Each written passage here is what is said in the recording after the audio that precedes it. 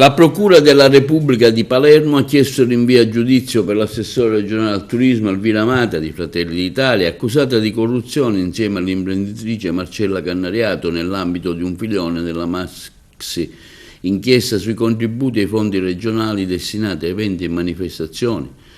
Il giudice per l'udienza preliminare ha fissato l'udienza per il prossimo 13 gennaio.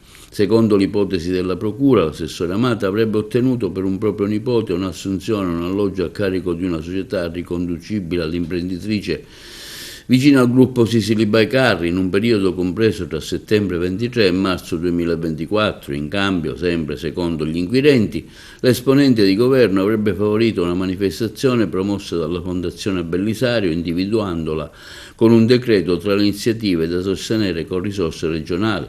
L'inchiesta, coordinata dai pubblici ministeri De Benedictis e Andrea Fusco,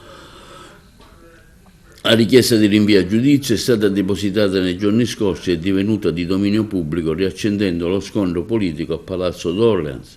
La notizia ha innescato una reazione immediata delle varie opposizioni. All'ARS, il Movimento 5 Stelle, il PD e il leader di controcorrente Lavardera chiamano direttamente in causa il presidente della regione Schifani, chiedendo che venga applicato all'assessore Amata lo stesso metodo già usato per gli assessori di area cuffariana, Albano e Messina, estromessi dalla Giunta pur non risultando indagati.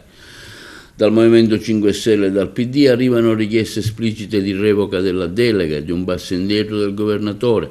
Le forze di opposizione parlano di una maggioranza travolta da inchieste e ombre sulla gestione della regione, accusando il presidente Schifani di non avere il controllo politico della situazione, chiedendo che si riferisca in aula e chiarisca in modo formale quale sarà la linea del governo dopo la richiesta di processo per l'assessore al turismo.